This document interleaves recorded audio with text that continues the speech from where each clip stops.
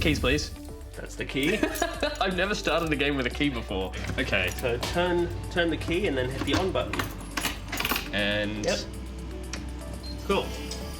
All right. Oh, we should leg it. Let's get out of here. Flat Earth Games is run by siblings Leigh and Elissa Harris. Their latest game is a space sim which can be played with a very unique and very cool piece of equipment. Excellent. So, see that little guy down there? I do. All hands on deck. Cool. Can you lay it out for me? What exactly is this game? Objects in Space is an open world stealth space trading game. It's based on the idea that instead of piloting your spaceship like it was a plane, you're navigating it like it was a submarine. These ones here? Yep. Oh, there we go. Easy, easy, easy. The green button down the bottom stops you from spinning. Got it. All right. So we are taking that direction. Yep. Talk me through what the process of developing this game and the interface that you've built with it was. I had been playing with electronics and I began to figure that I could probably hook it up so that there would be lights and things.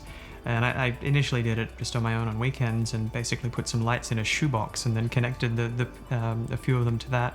Showed it to Leigh, and as we got closer to our first expo showing, it kind of escalated a bit.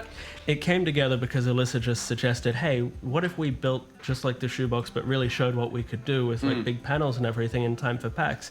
This was 2 or 3 weeks from PAX Australia last year.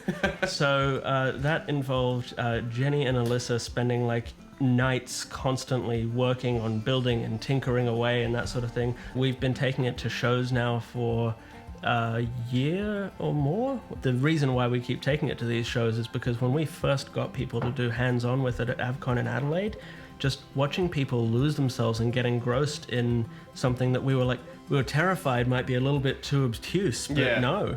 It's hugely encouraging because it was something where when we started it, this is kind of in very broad terms, it's a game idea that we wanted to play since we were very young, but it always seemed way too big in scope to be something that we would ever actually attempt, and it probably is too big in scope for something we should have attempted, but we did it anyway. Is this your big piece of advice you would give to people? It's like stay naive or you know... Yeah, jump in the deep end of the pool. Totally.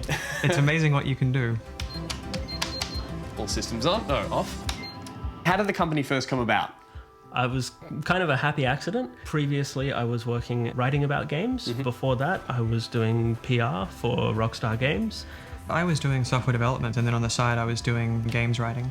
So that's where a lot of this started, was that I was sort of thinking about the theoretical side of it, but I'd never considered actually programming it myself since I was a kid. Like, we used to program little things together when we were young. Elissa came up with a great idea for a game. She gave me a call and said, hey, do you want to come to this meeting and like make games together?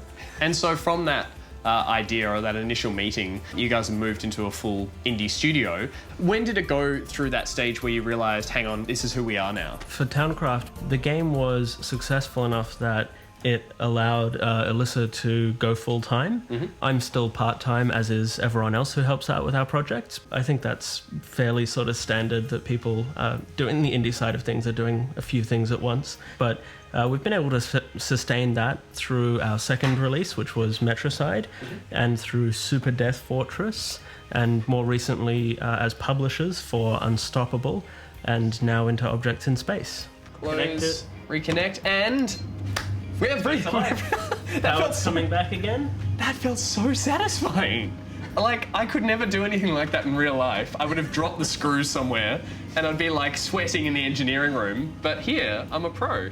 What is it about our studio that's unique? It was our love of 90s games. Yeah. So we were just sort of pitching it as it's a studio making games for today that are heavily influenced by a very particular period of like golden age of PC gaming. Indie seems to be what Australia is very good at the moment. There's a lot of talent floating around, and there's a lot of people who are really good at making games on a small scale. What's the outlook for Flat Earth in terms of the next 5 or so years? What are you guys hoping to achieve as a studio, but also as a business?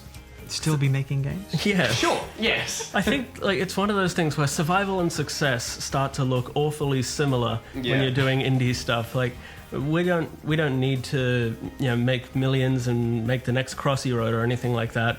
We just want to be able to keep on making original stuff that we enjoy.